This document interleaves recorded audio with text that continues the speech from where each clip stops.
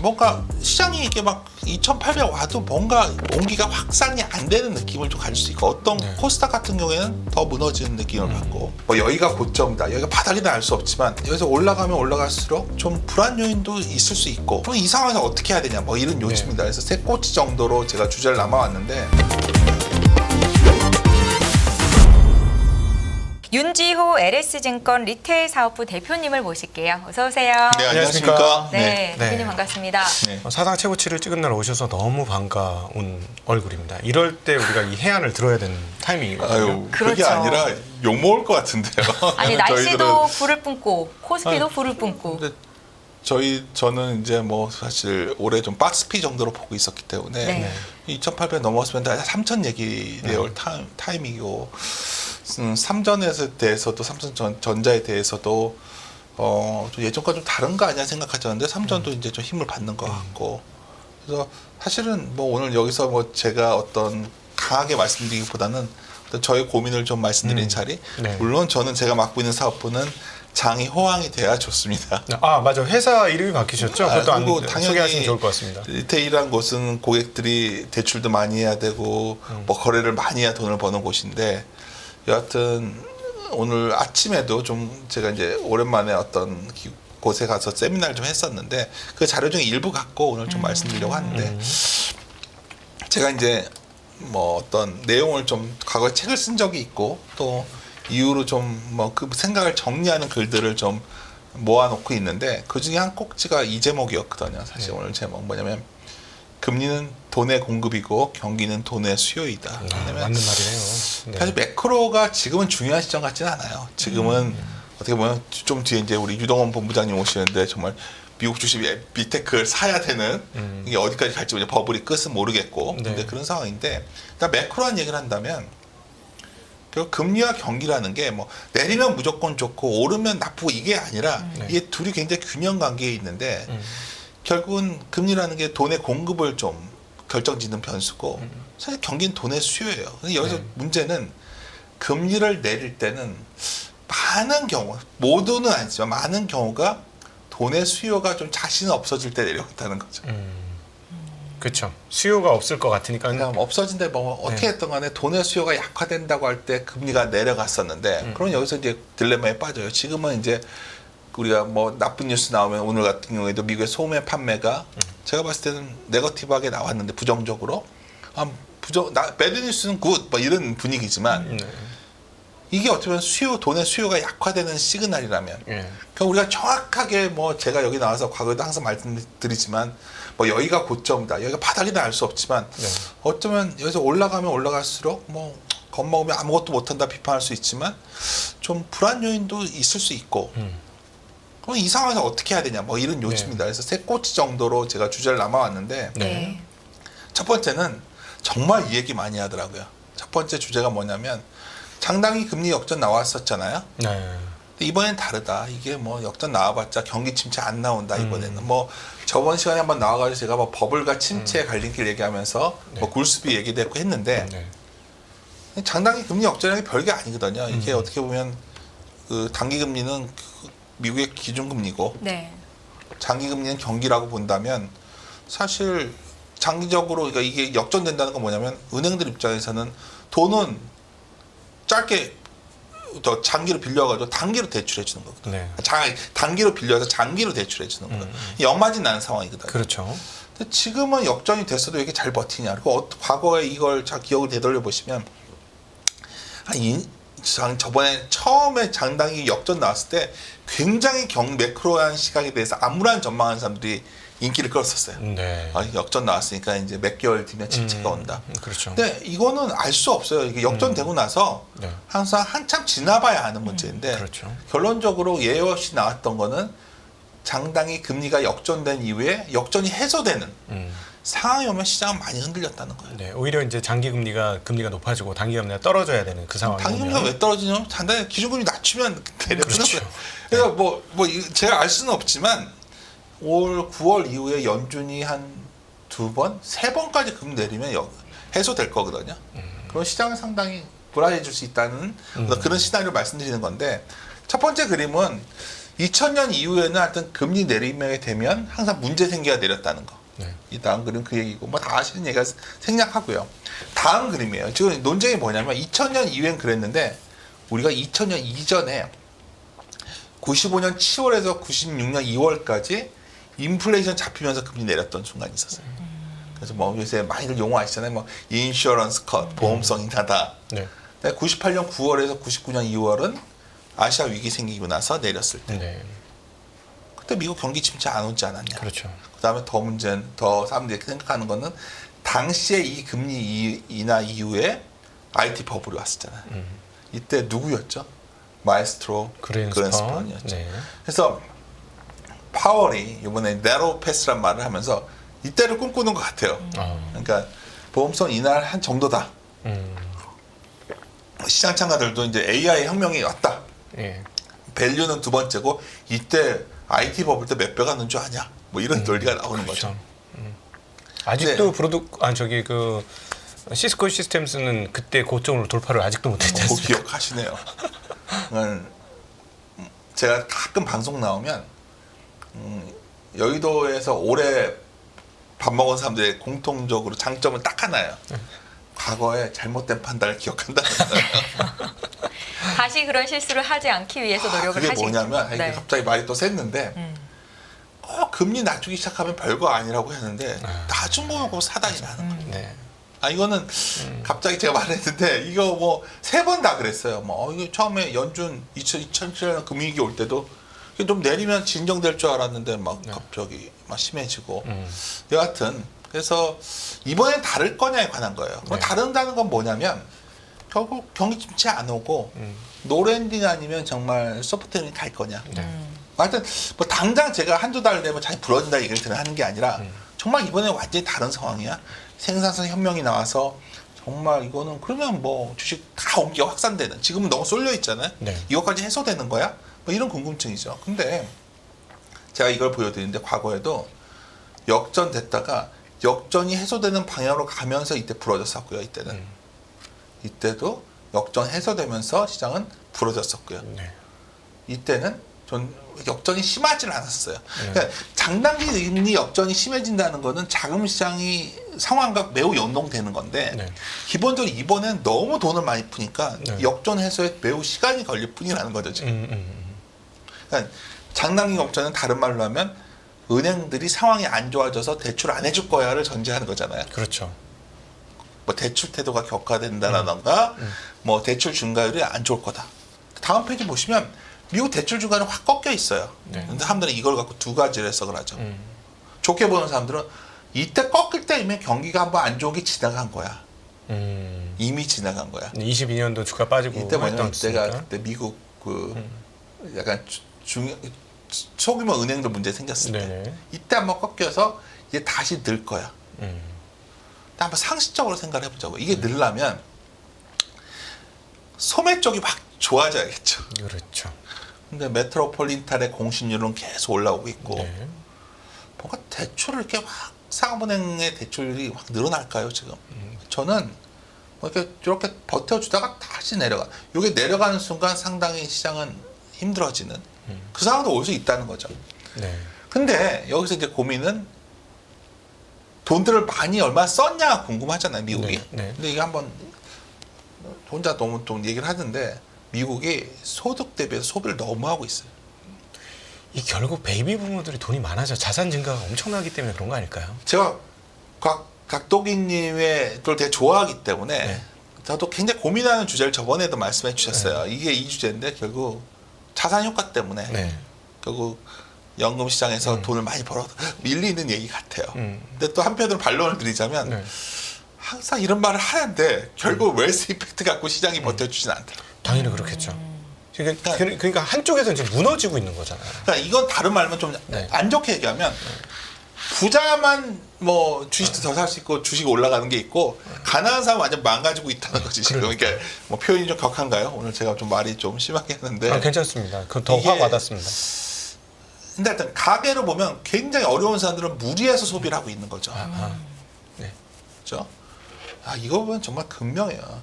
원래 미국은 GDP가 이게 좋게 나온 서비스업의 비중이 높아서인데 그럼에도 불구하고 너무 따로 가고 있어요 지금 제조업과 서비스가.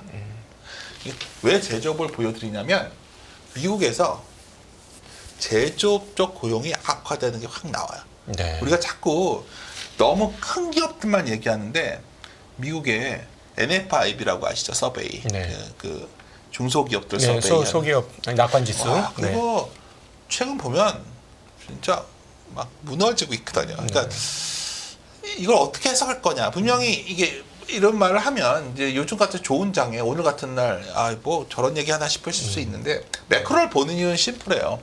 매크로라는 거는 이렇게 넓게 조망하는 거거든요. 조망했을 때 이런 포인트들이 있잖아요. 그 중에 하나는 경기는 항상 부자 기업부터 망하는 게 아니라 조그만 기업부터 흔들린다는 거죠. 그러니까 우리나라 자영업자가 먼저 흔들리고 좀 중소형 기업들이 힘들리고 오늘 시장이 어떻게 될까요? 시장도 코스피는 버텨주는데 이익 증가율도 좋고 코스닥은 오늘 기사를 제가 봤는데 언제 기사인지 모르겠는데 코스닥이 2분기 컨셉이 확 무너지는 것 같더라고요. 네. 대표적인 게 2차 전지 아니에요. 2차 그렇죠. 전지 확 무너지니까 네. 적자들 얘기도 나오는데 네. 여하튼 서비스업 경기는 매우 좋은 걸로 되어 있는데 그건 뭐 데이터가 나와 있으니까. 근데 서비스가 유지되는 거는 어떻게 보면 미국에 이민자가 엄청 들어간 거예요. 네. 그러니까 막 이게 일자리도 구해지고 어떻게 돌아가고 있는 거야 지금 일자리도 이쪽에.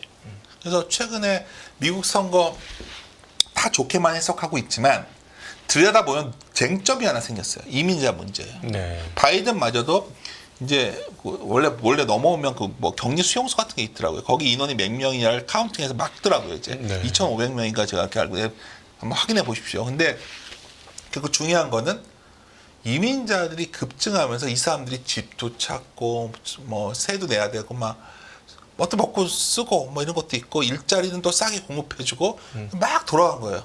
네. 근데 이게 공급이 안 되는 순간 뭐가 떠오르셔야 되냐면 결국 코어 CPI를 온갖 얘기를 하지만 우리가 코스트 푸시, 그러니까 인플레가 잘 안 잡히는 이유가 뭐 어떤 분은 주택 가격 때문이다 여러 얘기를 하면서 온갖 합리화를 하지만 사실 이번에 코어 CPI 이름에 결정적이었던 건 명목 임금이었어요. 네. 명목 임금이 만약 이민자 수가 확 늘어나지 않으면 다시 올라갈 수 있다. 올라가지 않을까요? 쉽지 않네요. 지금 유럽에서 사실은 그분들이 그 득세한 게 결국 이민 관련이니까 이게 뭐 미국이라고 완벽하게 자유로울 수는 없을 테니. 아니 정말 싫을 것 같지 않아요? 왜냐하면 싸게 일자리를 메워주니까 나머지 사람들이 임금을 받을 수도 없고 네. 마구 들어와 있으니까 뭐 여러 가지 불편하고 이게 사실 올바름의 문제에 관해서는 제가 비판받을 수 있지만 여하튼 임금을 건드릴 여지가 있다 보니까 연준도 고민스러운 거예요 지금. 네. 근데 이러고 나서 고금리를 버티는 걸 계속 할 수 있으면 좋겠는데 아까 제가 제목이 뭐였냐면 경기는 돈의 수요라고 있잖아요. 네. 경기가 약화돼 버리면 돈의 공급을 늘려야 돼요. 이게 금리를 낮추는 게 그때 금리를 낮추는 거면 안 좋은 시그널이라 보는 이유예요. 그게. 네. 근데 보시면 이게 뭐 굳이 이게 나누면 이게 또 좀 고민스러운데 데이터 보여드릴게요. 그냥 잘 보시면 미국의 실업들 중에서 히스패닉이랑 소위 블랙 아메리칸들이 많이 올라오고 있어요. 네. 그러니까 안 좋은 일자리서부터 막 없어지고 있는 거 아닐까 싶어요. 네. 그러면 결국 뭔가 경기들이 안 좋아지면서 이제 고용도 싸게 못하고 가게들도 힘들어지고 시간 자영업자들이나 무슨 가게들이 이자 내기도 힘들고 뭐 물건 사는 비용은 좀 진정됐지만 인건비 주는 것도 힘들고 나 고용 안 해 이렇게 가는 거 아닐까요? 네. 최근에 뭐 어떻게 했던 간에 그 실업주당 콩버스도 꽤 올라와 있잖아요. 평균 가격으로 보면. 네. 그러니까 이 부분이 현재는 심각하지 않지만 우리한테 분명히 우리가 경기라는 거 돈의 수요는 다른 말로 하면 뭐 연준의 책무도 결국 물가와 고용 아니에요. 고용 쪽이 약간 흔들리고 있는 거 아닐까. 그러니까 실업률이 4%대를 올라왔는데 네네, 맞습니다. 이게 더 올라갈 거냐의 부분이 있고 또 하나는 대표적 후행적인 데이터가 뭐냐면 실업률이에요. 네. 경기가 안 좋아져야 올라가 있고요. 또 기업들의 어떤 자금 사정을 나타내는 하이힐드 스프레드도 사실 5% 이상 올라가면 위험하지만 사실 안 좋아진대 알게 돼요. 그것들이. 다 나중에 약간 사후적인 우리가 차트에서는 예뻐 보이지만 그쪽 시점에서는 이게 방향이 중요하다는 거죠. 근데 여하튼 방향은 틀었다는 거죠, 고용이. 근데 이게 그랬을 때 아까 제가 언급했던 NFIB, 이게 전에도 한번 보여드렸는데 사실 이 데이터는 되게 의미 있어요. 과거의 고용을 보면 이게 서베이란 말이에요. NFIB 서베이가. 다시 말씀드리지만 뭐 엔비디아 같은 데가 고민할 이유 없잖아요. 큰 기업들. 애플이 무슨 고민을 하겠어요. 그런 기업의 매출 전망을 갖고는 이 경제 전체를 볼 수는 없는 거예요. 그럼 밑에 깔린 종목들 NFIB 서베이 중에서 매출이 좀 문제 생겼다고 말한 비율이 쭉 올라가기 시작했어요. 그러면 고용도 과거 보면 어땠죠? 여지없이 같이 돌았거든요. 그리고 이 금융 처리한 곳이 경기 침체에 들어갔을 텐데 실업이 이렇게 꼭대기 쳤을 때 경기 침체를 받나요? 아니면 다음 여기서 알고 계시잖아요. 이 경기 침체라는 게 의미를 정확히 하셔야 돼요. 그러니까 기술적 침체라는 거는 두 분기 연속 마이너스잖아요. 근데 우린 그걸 기술적 침체라고 하지 경기 침체라고 안 해요. 경기 침체라는 거는 미체이라는 유명한 교수가 있어요. 그분이 과거에 이제 그 MBI라는 걸 만들어 가지고 여러 가지 지표가 경기 침체를 정의해요. 근데 문제는 한참 뒤에 그거를 알려줘요. 아시잖아요.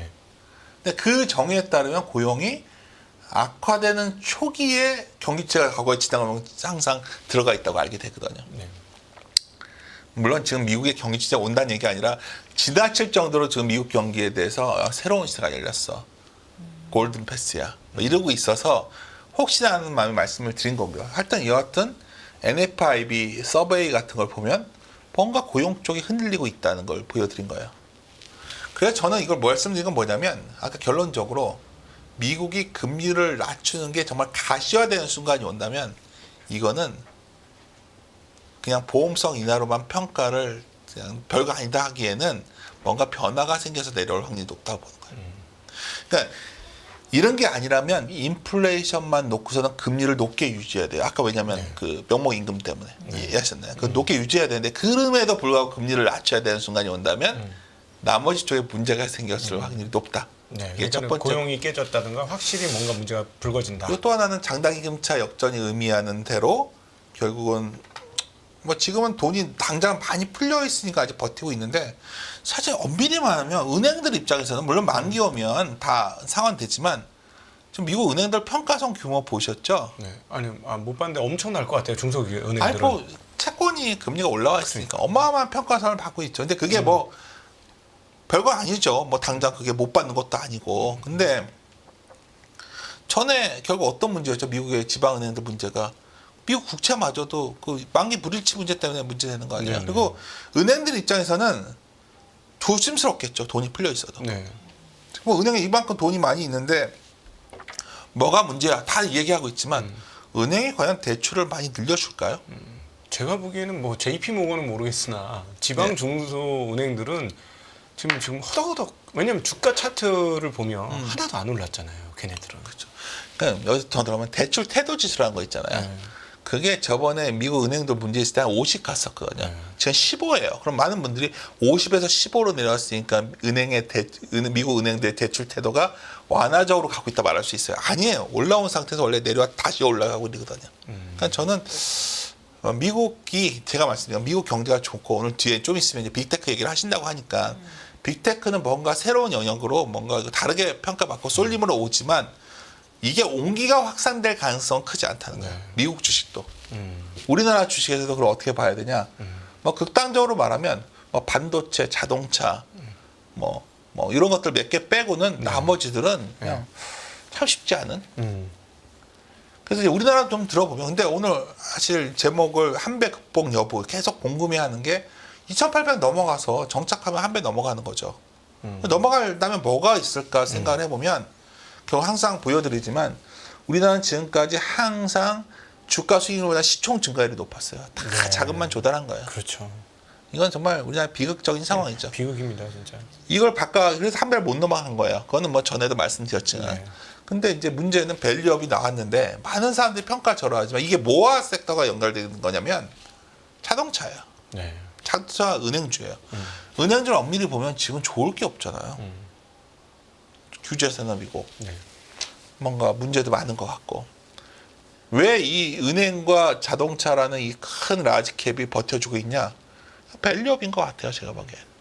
그 가능성. 지금 그나마 무슨 변화가 있었냐면 이런 가이드라인을 냈었는데 우리나라의 배당 성향이 이렇게 올라왔어요. 이거 사실 제가 처음에 데이터 만들어줘서 저희 리서치에서 부탁해서 만드는데 RA 시켜서. 근데 내가 깜짝 놀랐던 게 한국이 10년 평균 대비해서 이렇게 많이 늘어난 나라가 별로 없어요. 뭐 어쨌든 간에 배당 성향이 거의 40%대로 온 거죠. 굉장히 고무적인 거 아닌가요? 그러니까 이게 여기 어디가 이렇게 많이 했을 것 같아요, 사회자님? 은행하고 자동차겠죠. 네. 이걸 또 까보자는 거죠, 제 말이. 네. 반도체는 돈을 못 벌었었고요. 그래서 거기가 올라온 거예요. 네. 근데 지금도 거기가 돈을 잘 벌고 있잖아요. 배당성이 유지된다면 사실 우리 증시가 올라가려면 ROE가 개선돼야 된다. 다른 말로 하면 돈을 많이 벌거나 분자가 커지거나 분모를 줄여야 되거나 분모에 있는 걸 나눠주거나 네. 이 싸움이잖아요. 그렇죠. 근데 그 싸움에 있어서 가장 가시적으로 나온 게 이 배당 성향이라는 게 나왔죠. 네. 근데 요새 고민이 돼요. 배당을 올려도 투자자가 이걸 보고 투자를 해야 배당 성향이 이게 우리 온기가 전해질 텐데 예. 이게 뭐죠? 배당 소득 분리과세예요. 전에도 말씀드렸죠. 예. 돼야 됩니다. 사실 이게 사실 저는 상당히 고민스러운 부분이에요. 그러니까 이게 결국은 뭐 법인세도 있고 상속세도 있는데 배당소득 분리과세와 진짜 그러니까 법인세법에서도 다른 게 아니라 법인세를 낮추는 게 중요한 게 아니라 네. 자사주 소각이나 주주배당 증가시키면 세액 공제해달라는 거죠. 네. 그럼 할 거 아니에요. 그렇죠. 그럼 투자가들 쪽에 밸류를 더 준다. ROE를 개선시키는 요인이 나오는데 그리고 뭐 상속세도 사실 뭐 이거는 어떻게든 대주주가 의지가 없어지잖아요. 상속세가 너무 높으면. 이거가 당장은 안 되지만 파괴력 여부, 한 배를 넘어서 우리가 정말 만성적 저평가에 벗어나려면 뭐 정치적 유불을 떠나서 이건 반드시 진행이 돼야 된다. 근데 아쉽게도 뭔가 좀 많이 막히는 느낌이어서 그럼에도 불구하고 이 관련된 기업들은 어떻게 딱 배당 성향을 올렸다는 거예요. 네. 액션을 하고 있다. 세제 혜택 외에도 이제 여러 가지가 있는데 제가 보기에는 여하튼 뭐 금투세도 중요하고 한데 뭐 여기서 그걸 얘기하기는 좀 그렇고 하여튼 이런 정책들에 따라서 상단을 여는 어떤 모멘텀의 가속 여부가 결정날 것 같다. 네. 보고 있어요. 그 다음에 이익에 관한 걸 얘기하고 싶은데 한국의 전망들을 보면 여기서 뭐 어쨌든 중국이 좋아진다고 나오고 있고요. 이제 전망들이 뭐 맞다 틀리다가 아니라 네. 세계 교역이 잘 안 줄어들 거다 보고 있거든요. 왜 이 말씀을 드리냐?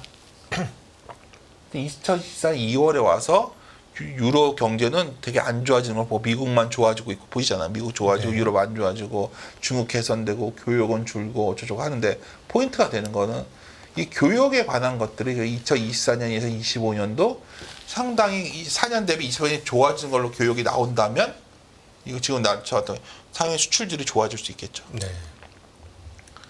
근데 제가 보기엔 이게 잘 퀘스천이 있는 게 뭐냐면 전 세계 GDP가 늘어나도 그만큼 교육이 느냐 아니냐를 보는 소위 세계 성장률 대비 교육 증가율 데이터를 보면 23년에 0.09였거든요. 네. 이거는 정말 뭐 보기 드물 정도로 낮은 수준이에요. 예. 네. 이게 더 낮아질다면 어떻게 생각하죠? 왜 더 낮아질 수도 있는 거냐? 그냥 계속 불안해지고 있으니까. 네.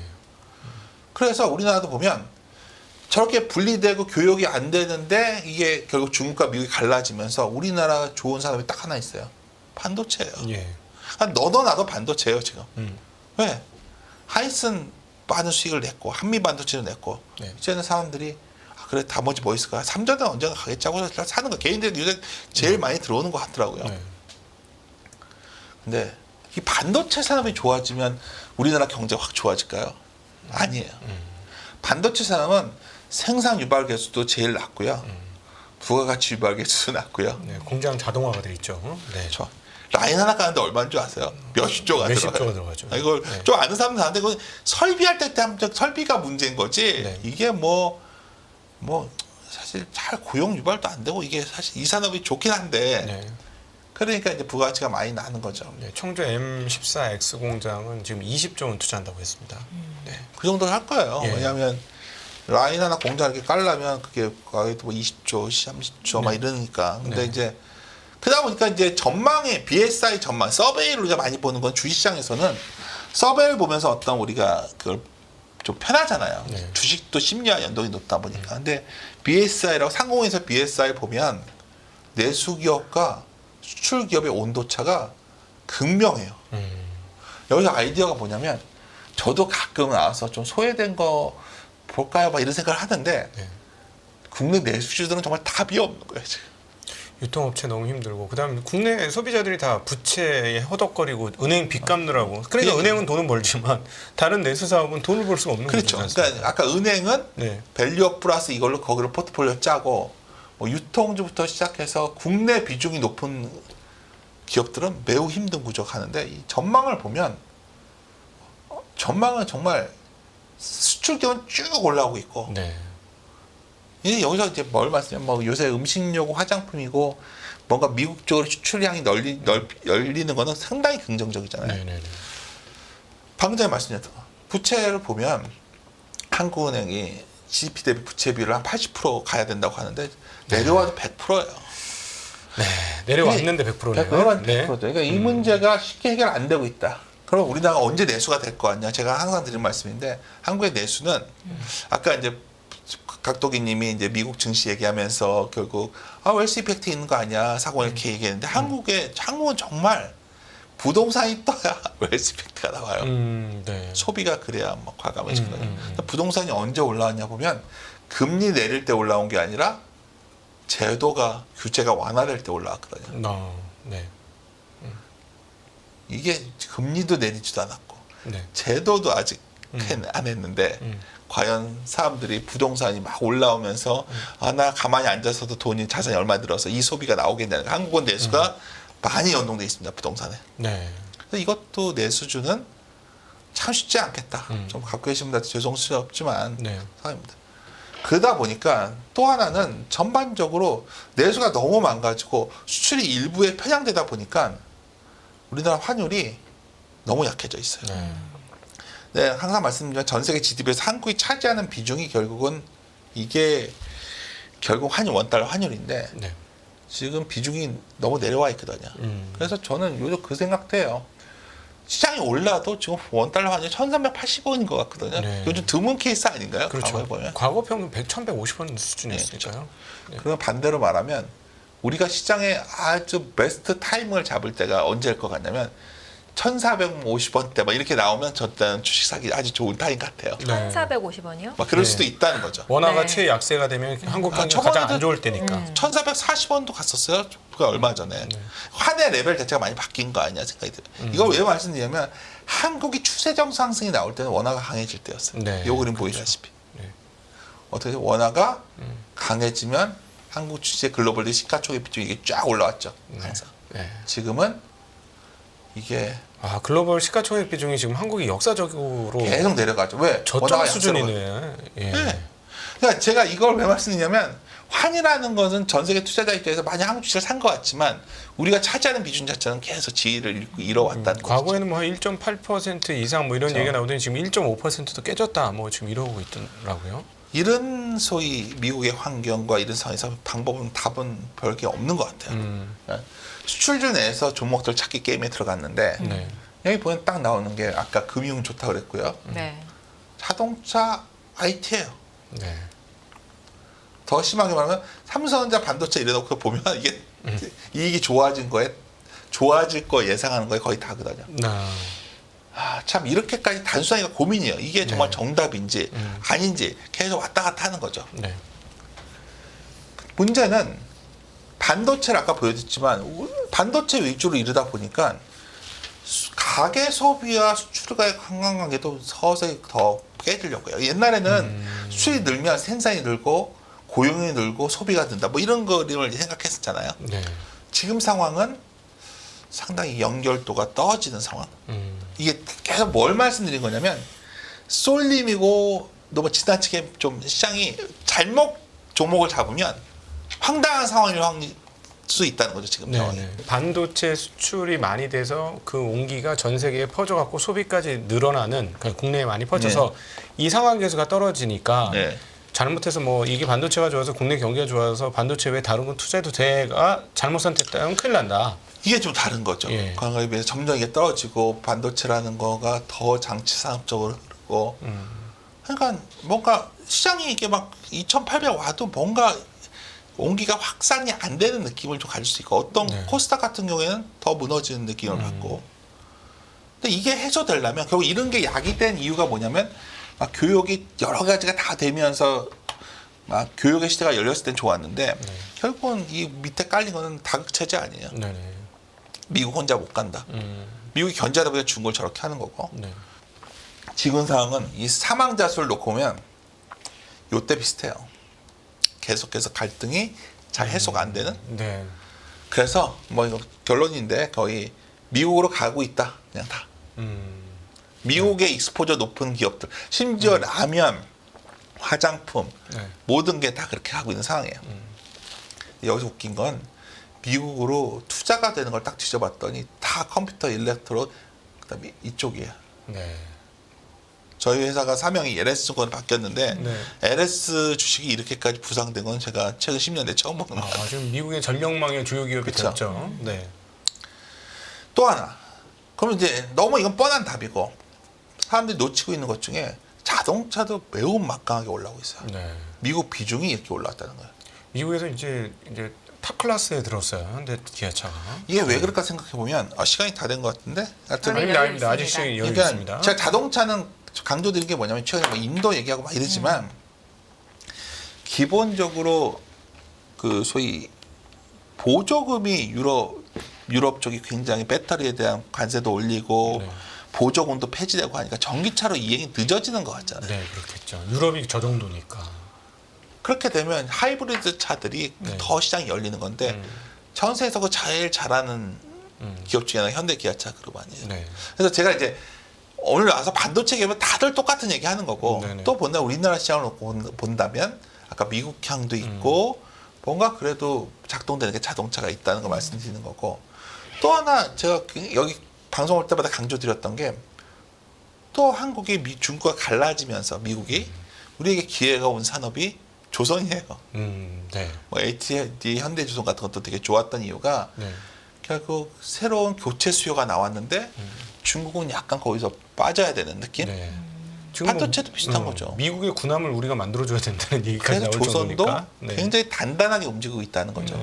그리고 그다음에 LG전자 넣는 건 저희 애널리스트 자료에서 가져왔는데 찾다 보면 이제 남은 게 뭐냐들 물어보시니까 뭐 LG전자도 예를 들어서 뭐 에어컨도 있고 뭐 공조기 데이터 센터 열시키는 장치도 있고 뭐 여러 가지 있는데 제가 다 뭘 말씀드리는 거냐면 대형주들 말씀드리고 있는 거예요.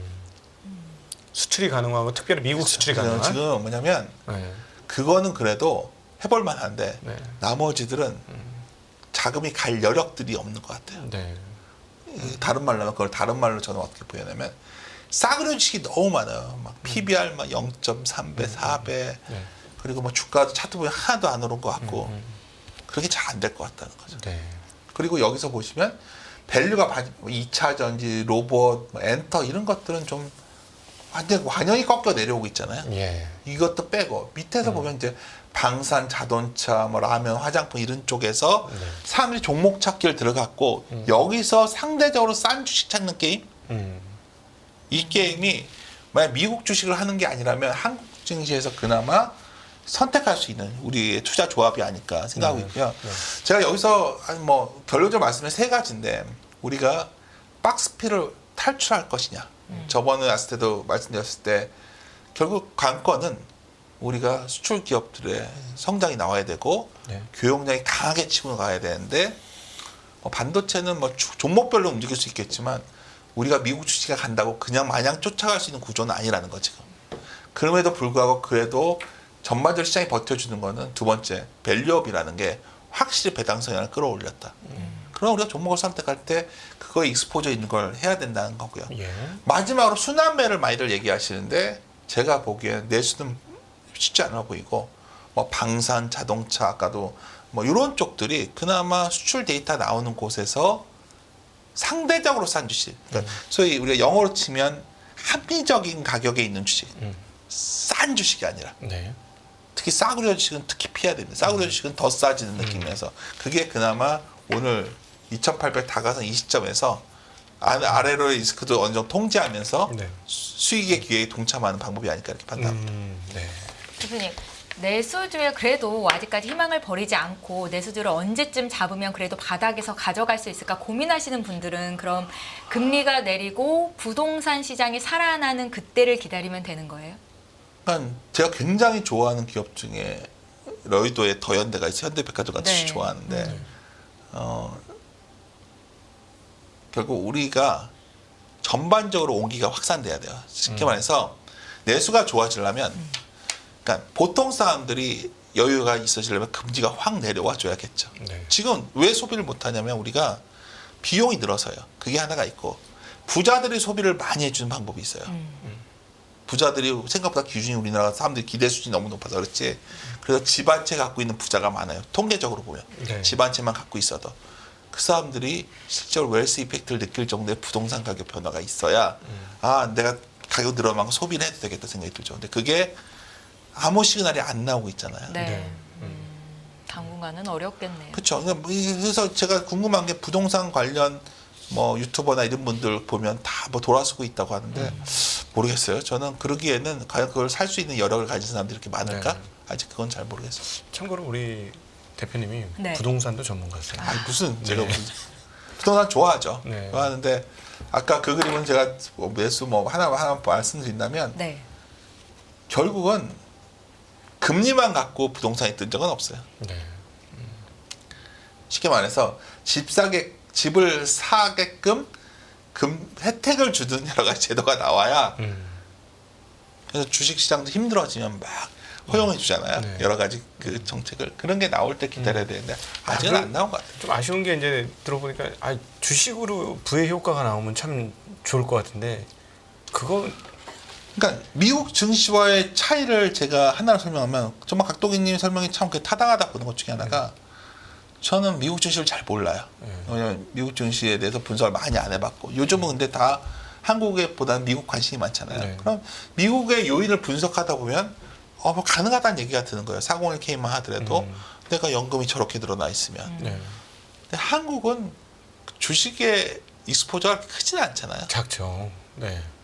그러니까 그런 측면에서 보면 저는 한국의 부의 효과라는 건 부동산에 가깝고 미국은 주식의 익스포저가 매우 높은 나라고 네. 그러다 보니까 그게 승수 효과를 일으키는 거 아닌가 미국은 오히려 시장에.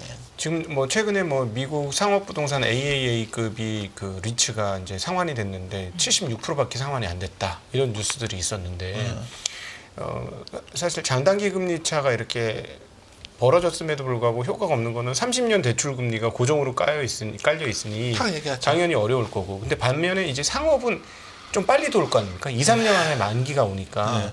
제가 보니까 이 상업분용 부동산 AA가 원금이 다 상환하지 못했다라는 점을 감안하면 그쪽은 계속 어려워지면서 점점 얼어붙는 거 아니냐. 굉장히 중요한 포인트를 또 짚어주셨는데 네. 이게 굉장히 본질적인 차이예요.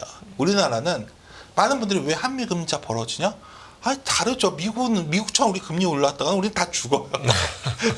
바로 대출 금리가 반영되잖아요. 네, 그러니까 네. 미국은 아까 말씀하신 대로 장기 금리화 되어 있는데 사실 이것도 마냥 계속 돌아올 거고. 네.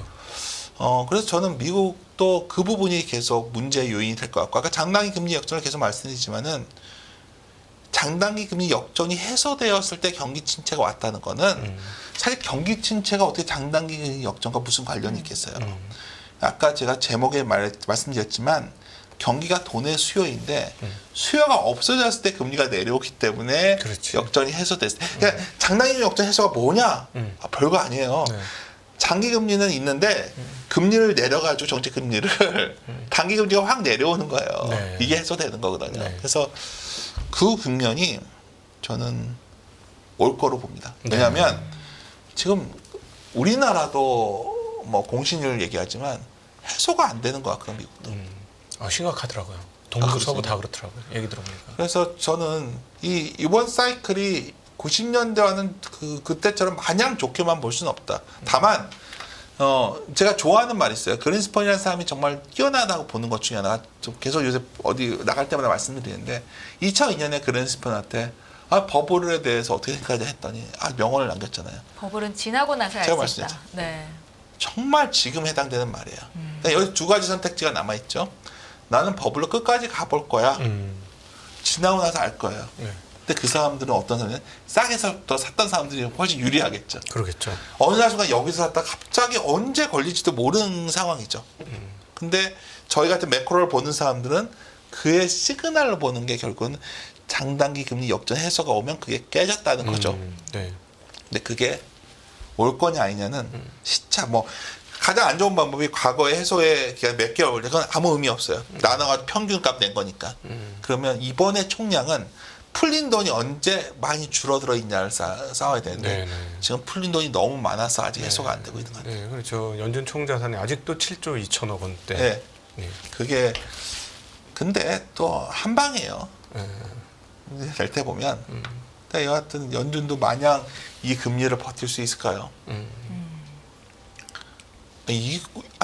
이게 왜 대출을 나갔으면 이자 갚아야 될 거 아니에요, 연준도. 그렇죠. 네. 미국 정부도. 5%씩이죠, 단기는. 네. 네.